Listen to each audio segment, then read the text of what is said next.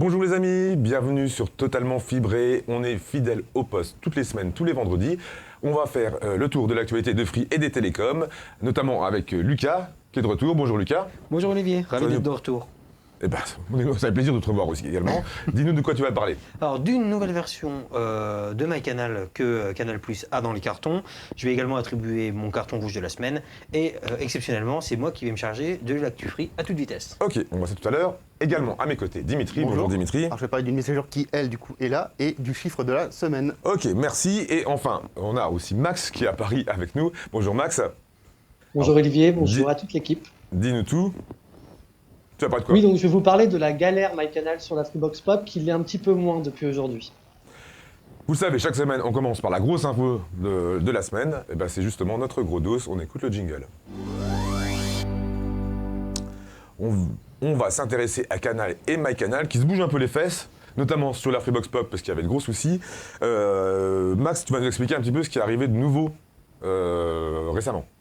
Oui, alors une petite nouveauté, mais avant toute chose, je voulais faire un petit point avec vous. Vous le savez, MyCanal et la Freebox Pop, c'est un petit peu mon univers impitoyable. On le répète assez régulièrement, le point faible de la Freebox Pop, c'est l'accès restreint à MyCanal. Seuls les abonnés Freebox Pop ayant souscrit à une offre Canal directement sur leur box peuvent accéder à la plateforme de Canal+. La connexion est automatique. Il n'est pas possible de se connecter via n'importe quel identifiant, à contrario de la Mini 4K, ce qui est vraiment étrange. Alors, ce qu'il faut dire, par contre, c'est que la version de MyCanal sur la Freebox Pop est un petit peu une version hybride qui fait aussi office d'univers Canal sur la nouvelle box de Free, qui ne dispose pas d'univers Canal dédié, à contrario des autres Freebox. Reste que pour accéder à MyCanal sur la Freebox Pop, il est aujourd'hui nécessaire soit d'installer une version APK ou alors de caster via son smartphone. Alors galère, me direz-vous, et là il y a une petite éclaircie depuis ce matin, ça reste quand même assez cocasse. Alors accrochez-vous, pour les abonnés Freebox Pop disposant d'un smartphone Android, il est dorénavant possible de se connecter à MyCanal sur la Freebox Pop. Alors comment faire?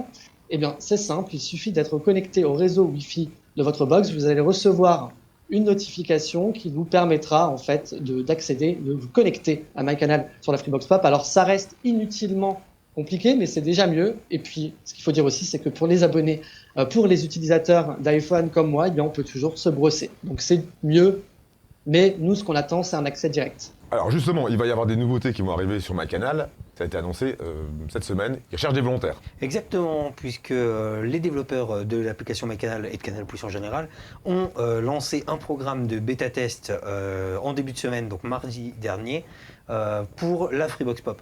Donc ça se faisait via un questionnaire avec 200 places. Et grâce à cela, les abonnés, enfin les participants qui devaient être abonnés à Canal+, peuvent tester une nouvelle version donc de MyCanal. On espère justement avec la possibilité de rentrer ses identifiants, on croise les doigts, parce que c'est quand même le gros point noir de cette application.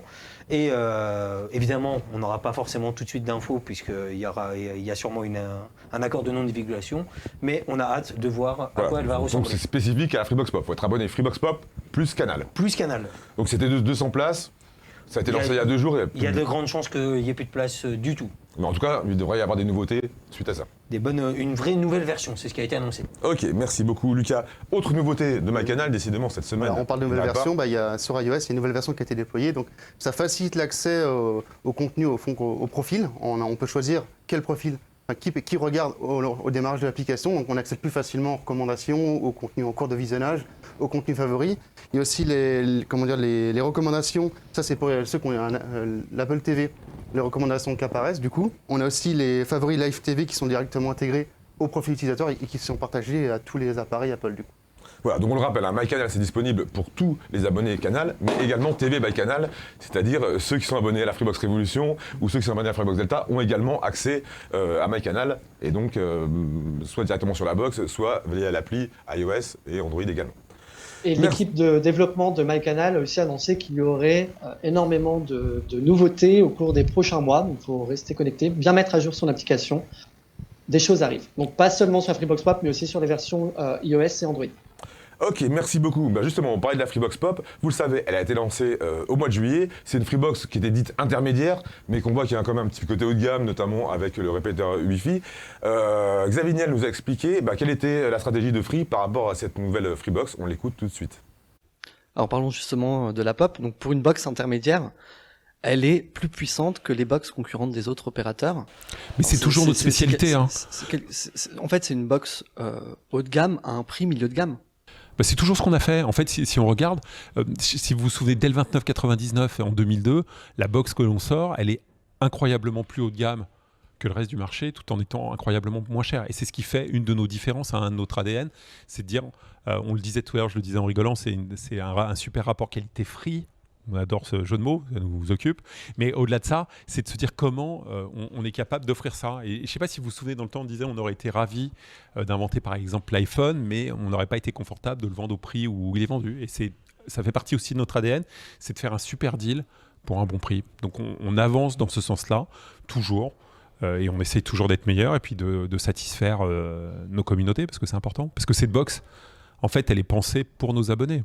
On ne fait pas une box pour se faire plaisir, on fait une box en se disant est-ce qu'elle va rencontrer un succès, est-ce qu'elle va plaire, est-ce qu'elle est capable de renouveler le succès de la Freebox Révolution qui cartonne toujours, hein. On est 10 ans après, hein, mais elle cartonne toujours, et est-ce qu'on est capable de le faire? Merci Xavier pour ces précisions. Vous l'avez vu, on a switché pendant l'interview, et donc Adrien nous rejoint pour l'instant test. Et donc, spéciale dédicace à ceux qui sont confinés chez eux à partir de 21h. Voilà, le couvre-feu maintenant étendu à beaucoup de départements. Dont nous, voilà, on est touchés. Donc voilà, on a pensé à tout cela. Je vais vous présenter un petit service donc, qui permet de regarder les vidéos avec ses amis en restant chacun chez soi. Donc un service qui s'appelle Movie Party. C'est une application gratuite qui est disponible sur le Free Store donc, de la Freebox Révolution et Delta. Alors, on va rentrer directement dans le vif du sujet, mais il faut savoir que pour commencer, au lancement de l'application, il faut l'autoriser à accéder aux fichiers, aux données stockées sur le Freebox Server et donc là notamment aux fichiers. Alors, vas-y, montre-nous si ça. on peut me mettre la Freebox en régie s'il vous plaît, merci beaucoup. Donc on est directement dans les applications. Donc là vous voyez le Free Store, mais on l'a déjà téléchargé. Je lance Movie Party.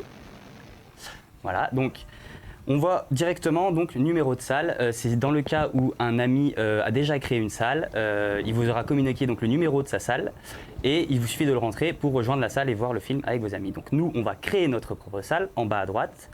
Je valide. Alors voilà, ce qu'il faut savoir, c'est qu'il faut d'abord sélectionner un fichier qui est présent sur le Freebox Server parce que la salle va être créée à partir de ce fichier. Donc voilà, il y a quelques conditions. Donc nous, on va directement choisir un fichier. Donc dans l'enregistrement, on a tous les enregistrements. Et voilà, on a accès à tout le disque dur de la Freebox. Voilà. Est-ce que je suis sur vidéo là? C'est ici? C'est oui, ça. Voilà, merci. Donc dans vidéo, on a notre fichier. Donc voilà, là on a le numéro de la salle. Donc voilà, si je veux le donner à des amis pour qu'ils me rejoignent, c'est l'intérêt. Donc il faut bien le noter et le transmettre à ses amis. Donc la vidéo, le fichier se lance. Donc là en l'occurrence c'est un tuto de nos amis Lucas et Dimitri. En appuyant sur la touche de menu contextuel, on peut modifier donc les options audio, vidéo et les sous-titres également. Et voilà, en appuyant sur la touche information de la télécommande, on peut voir en bas à droite le nombre de personnes qui participent donc qui regardent le film avec vous, le nombre d'amis qui vous ont rejoint, et on peut également chatter. Donc on peut voir que le player est aussi assez simple, assez épuré. C'est très sympathique comme application et donc justement avec le couvre-feu, c'est voilà, vraiment le moment. On précise, d'en tout le monde profiter. regarde le même programme. Si tu appuies sur pause par exemple, ça sera en pause Voilà, pour tous ça ceux qui repose pour regardent tout le monde, programme en voilà. même temps. Et à préciser aussi que le créateur, l'administrateur de la salle a donc le pouvoir d'éjecter un membre et si l'administrateur, le créateur de la salle quitte la salle, tous les autres membres seront également éjectés, parce que la salle ne sera plus existante. Bon, ça fonctionne que d'abonné Freebox, abonné Freebox. C'est ça. C'est ça. Qui Ça, ont c'est un téléchargé petit peu l'application. comme le groupe Oui, il Watch faut de- l'application, il faut bien sûr avoir C'est l'application. un petit peu comme le groupe Watch, Lucas, de Disney+. C'est ça. Exactement, c'est à peu près le même fonctionnement et c'est des usages qui commencent à devenir assez tendance depuis le confinement. Netflix a son propre Netflix Party, Disney+, pareil, et Prime est en train de tester une fonctionnalité similaire. Là, l'avantage, c'est qu'on peut mettre exactement ce qu'on veut à partir du moment où on a le film ou la vidéo ou Voilà, l'enregistrement les fichiers, et voilà. sur notre disque dur, on peut partager ce fichier-là avec tout le monde. Par contre, il y a une petite contrainte, c'est l'upload. Ah oui, effectivement, le créateur de la salle, point important exactement Olivier, le créateur de la salle se doit d'avoir un débit montant assez conséquent parce que le flux, c'est lui qui va diffuser le flux et tous les autres viewers, ceux qui vont regarder le fichier, vont donc regarder à partir de sa connexion. Donc c'est pour ceux qui ont la fibre. Voilà, en tout cas il faut un débit... Enfin, en tout cas pour celui qui lance le programme. Voilà, celui qui lance le programme doit avoir un débit montant assez conséquent. Voilà. Ok, merci, ça va nous servir justement pour regarder des films ensemble pendant le couvre-feu. Oui. Merci beaucoup, Adri. On enchaîne immédiatement avec le Up and Down. Coup de cœur ou coup de gueule, on commence avec Max qui va... lui, c'est un coup de cœur. C'est ça. Alors, je voudrais un tonnerre d'applaudissements pour Free et Orange, s'il vous plaît. Ouais, ouh, Non, mais je plaisante. Mais Ça quand va, même, bien fait, j'aime bien applaudir quand les opérateurs comprennent que mutualiser leur réseau dès le début, dès le lancement d'une nouvelle technologie, c'est bien pour eux, c'est bien pour leurs investissements, c'est bien pour les abonnés et c'est bien aussi pour le paysage. Alors, vous le savez, les enchères 5G sont terminées. Les opérateurs sont désormais autorisés à reprendre ou à lancer des discussions stratégiques entre eux. Et force est de constater que le patron d'Orange ne perd pas de temps puisque cette semaine, lors de l'université d'été du THD, Stéphane Richard a annoncé que la voie est désormais libre pour la mutualisation de la 5G entre Orange et Free. Alors, un accord se profile, c'est très bien. L'ARCEP étudierait même depuis février un accord de partage entre les deux opérateurs en zone rurale, donc sur la 5G, mais aussi en zone de déploiement prioritaire. Alors, je lève mon pouce puisque les opérateurs vont pouvoir rediriger leurs dépenses en génie civil vers des investissements à plus fort enjeu, tout en limitant leur impact écologique. Donc, vous connaissez mon avis sur la mutualisation, je suis totalement pour et j'espère vraiment avoir une officialisation d'accord assez prochainement. Xavier Niel a joué au petit filou cet été en nous disant qu'aucune discussion n'était en cours avec Orange. Tout simplement parce que en fait, les opérateurs, pendant le processus d'attribution des fréquences 5G, ne sont pas autorisés à discuter. Visiblement, Orange et Free ont discuté avant, en amont, et vont reprendre et reprennent là les discussions actuellement. Ok, bon, on espère que ça va fonctionner, en tout cas pour le bien des abonnés. C'était le up, et donc maintenant on va passer au down. Exactement, donc moi le down pour cette fois concerne les abonnés Free Réunion. On n'en parle pas très souvent finalement. Et, le département de la Réunion. Hein. Du département de la Réunion évidemment. Et pour cause, en fait, c'est simplement que beaucoup d'abonnés se demandent s'il y a encore quelqu'un à la barre. Alors pour rappel, le Free s'est lancé à la Réunion le 4 juillet 2017. Et s'il y a eu quelques petites avancées, notamment une multiplication de la data du forfait par 2 en 2019, depuis, c'est plutôt un espèce de silence radio qui donne un peu l'impression que cet opérateur a été délaissé. Alors, entre autres, par exemple, les griefs sont que sur le site, c'est au point où l'opérateur n'affiche pas le bon prix de la data en Europe lorsque l'on fait un hors forfait, où il y a des fonctionnalités présentes sur le forfait normalement qui ne fonctionnent tout simplement pas. La gestion des abonnés, notamment au niveau de la régularisation de leurs factures, est plus qu'aléatoire. Au niveau du réseau, il ne déploie pas sur l'ensemble des fréquences disponibles. Et le roaming à l'étranger est disponible, ok, mais uniquement en 3G. Bah, surtout en métropole, quand ils viennent en métropole, c'est ça. Ils sont en 3G également. Alors donc c'est quand même assez décevant. Alors à noter quand même que depuis qu'on a publié l'article qui faisait état de ces manques, Free a déjà corrigé quelques petits points. Notamment, il a modifié sur son site le montant de la data en hors forfait.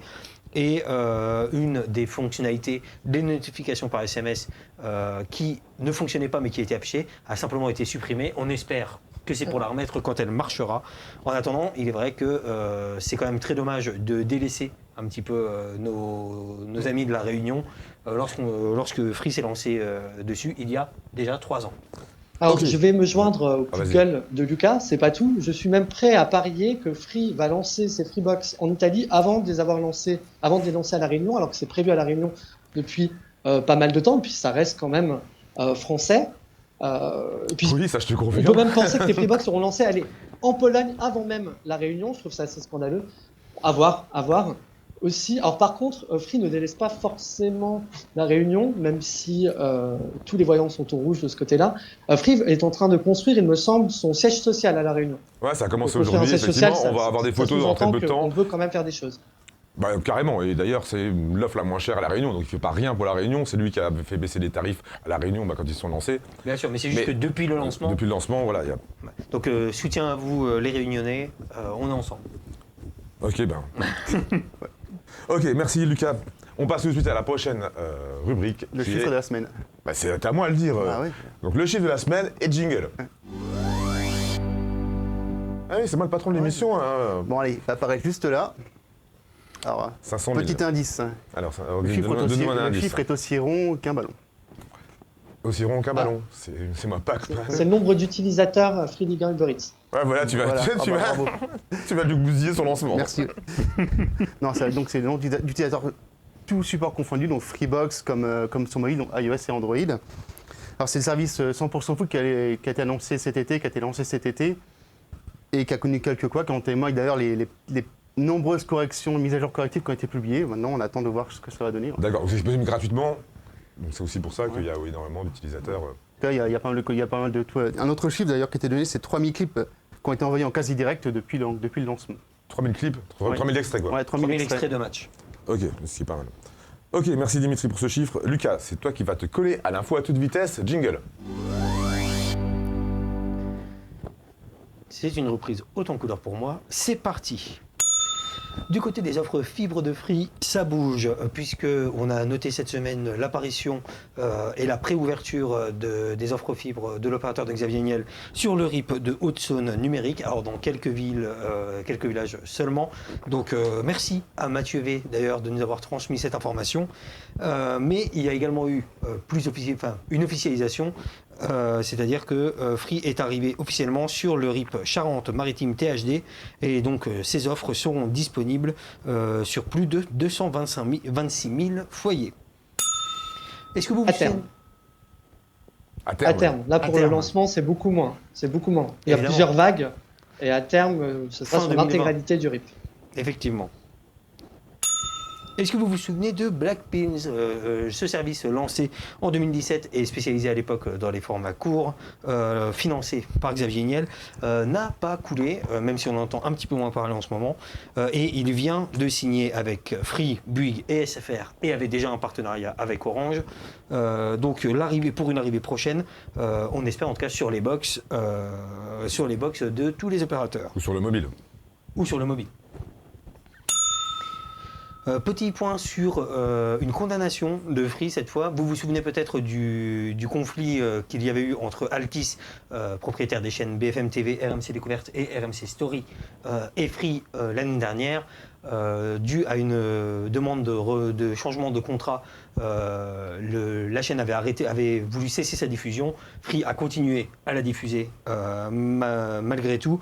Et, On rappelle, c'est des chaînes gratuites qui sont disponibles sur la TNT. C'est ça. C'est Et- la première fois qu'on demandait à financer. C'est ça, il demandait à être financé, alors Free a refusé et a continué à les diffuser malgré tout. Et la Cour d'appel l'a donc condamné à 330 000 € d'amende pour la diffusion de ces trois chaînes qui étaient finalement pas dans les règles.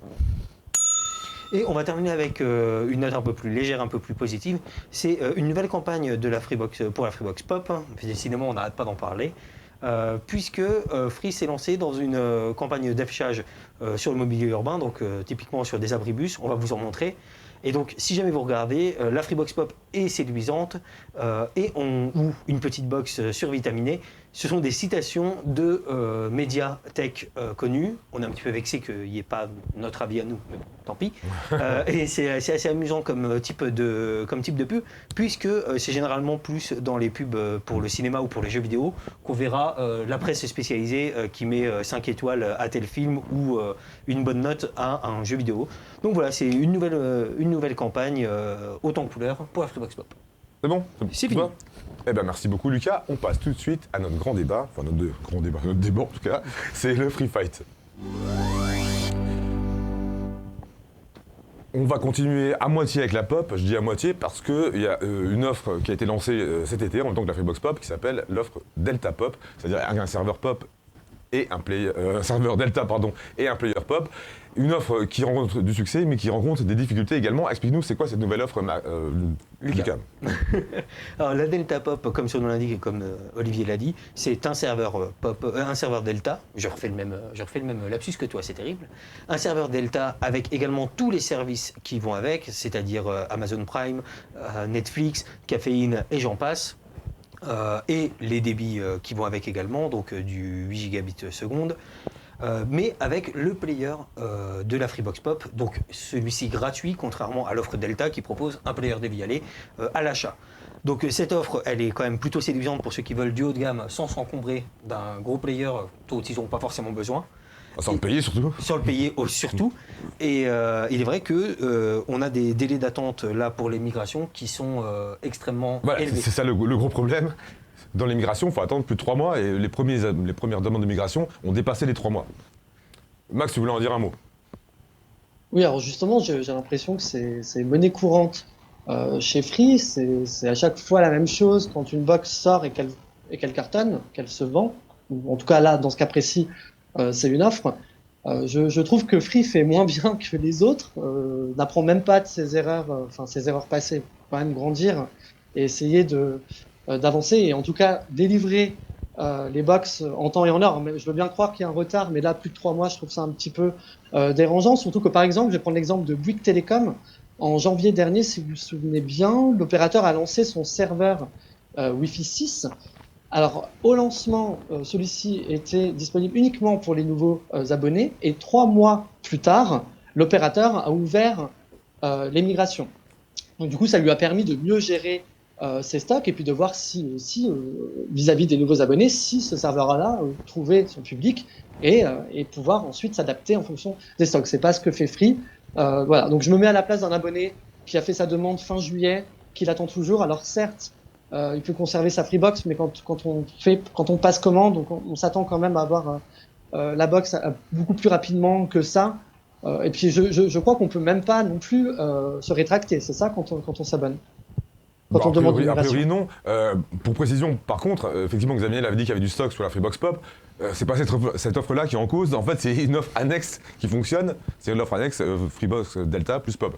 Sur les Freebox Pop, il n'y a pas de retard, que ce soit en migration ou pour les nouveaux abonnés. Pour les nouveaux abonnés. Donc là, visiblement, Free n'avait pas anticipé le succès de cette offre-là. Donc là, c'est plutôt un problème de stock de serveurs de la. Voilà, le serveur Delta. Alors pour le coup, ça peut être un petit peu légitimé là-dessus, c'est-à-dire que le serveur Delta, c'est un serveur haut de gamme, peut-être plus compliqué à produire et donc plus difficile de réapprovisionner le stock. Et Free fait passer en priorité les nouveaux abonnés pour lesquels il n'y a pas de retard sur cette nouvelle offre. Oui, mais justement, pourquoi lancer les migrations en même temps? Parce que Free n'avait pas anticipé qu'il allait avoir un succès de cette offre-là. Mais Free n'anticipe jamais. Sur la Freebox Pop, il n'y a pas de retard, par exemple. Les autres opérateurs anticipent. Ils anticipent, comme l'expliquait un petit peu Lucas, c'est parce que aussi ça rencontre le succès. C'est aussi pour ça. Ben oui. Ça rencontre le succès, mais je pense que les Livebox, elles se vendent aussi, puisque Orange recrute énormément.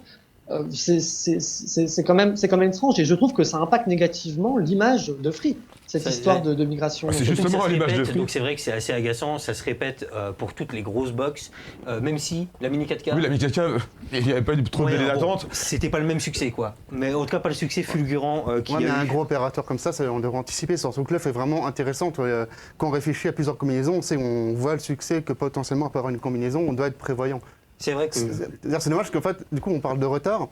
Enfin, le mot retard est déjà venu pour le Dolby Atmos. Ça aurait encore avoir cette image de retardataire sur une offre. C'est quelque chose qui colle à la peau de Free. Le retard ne va pas être une marque de fabrique. C'est vrai que c'est quelque chose qui colle pas mal à la peau de Free. Alors là, quand même, pour la Freebox Pop en elle-même, c'est la première fois qu'une Freebox n'a pas de retard. La Freebox Pop en elle-même, il n'y a pas de retard. La nouvelle offre, c'est la première fois qu'une nouvelle offre. Là, c'était une offre qui était censée être secondaire et finalement, qui, d'après en tout cas les statistiques de Freebox tout surtout, montre que c'est l'offre la plus demandée, que ce soit en migration ou en. Parce qu'elle est très intéressante, tout simplement. Parce qu'elle est très intéressante, voilà. Et donc, Free n'avait pas anticipé cette offre secondaire. Effectivement, il n'aurait peut-être pas dû la lancer tout de suite.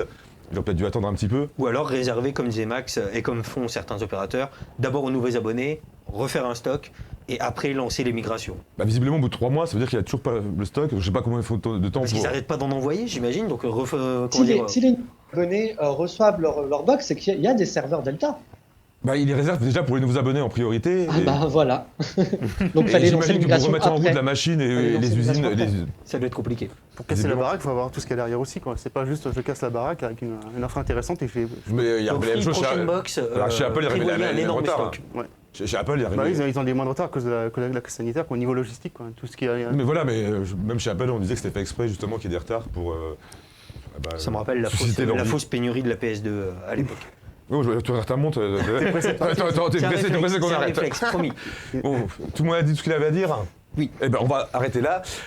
Juste pour vous dire, la semaine prochaine, on trouve un nouveau numéro de UFAQ. Vous avez bien aimé la semaine dernière.